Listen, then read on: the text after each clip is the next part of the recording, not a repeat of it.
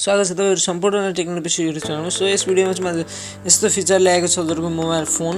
हजुरले युट्युबमा कुनै गीत बजाउनु भयो भने हैन अथवा मल्टिटास्क गर्नु पर्यो भने युट्युबमा हजुरले ब्याकग्राउन्ड प्ले गरेर राख्न सक्नुहुन्छ। जसरी यहाँ देख्न सक्नुहुन्छ मैले एउटा गीत बजाएँ, नेपाली गीत है।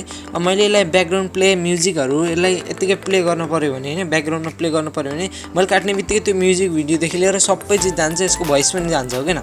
हजुरले फेरि ट्राई गर्न सक्नुहुन्छ युट्युबमा गएर यो सबै भोइसहरु जान्छ।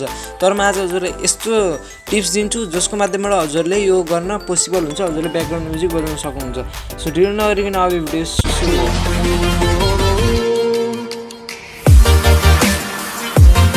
यसको लागि हजुरले कुनै पनि एप्लिकेसन चाहिने छैन। यसको लागि हजुरले जस्ट गुगल क्रोम खोल्नुस्, त्यसपछि त्यहाँ youtube.com सर्च गर्नुस्।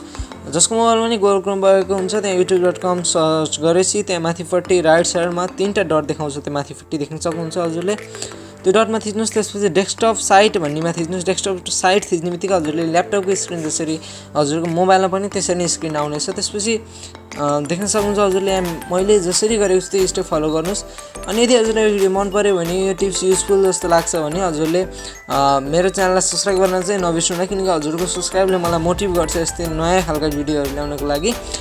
सो मैले यहाँ देख्न सक्नुहुन्छ नेपाली गीत बजाएँ, नेपाली गीत सर्च गरेर यहाँ देख्न सक्नुहुन्छ अघिको जसरी नै मैले सुरुमा देखाए जसरी नै नेपाली गीत बजाएँ।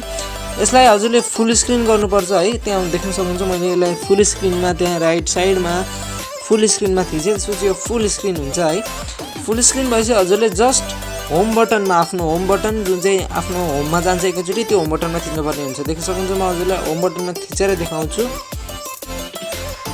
हजुरले बस होम बटनमा थिच्नुस्, त्यसपछि माथिबाट तल यसरी स्लाइड गर्नुस्। त्यहाँ देख्न सक्नुहुन्छ हजुरले त्यहाँ अप्सन आइसकेको छ, हजुरले प्ले गर्न सक्नुहुन्छ। कुनै पनि भिडियो यसरी प्ले गर्न सक्नुहुन्छ।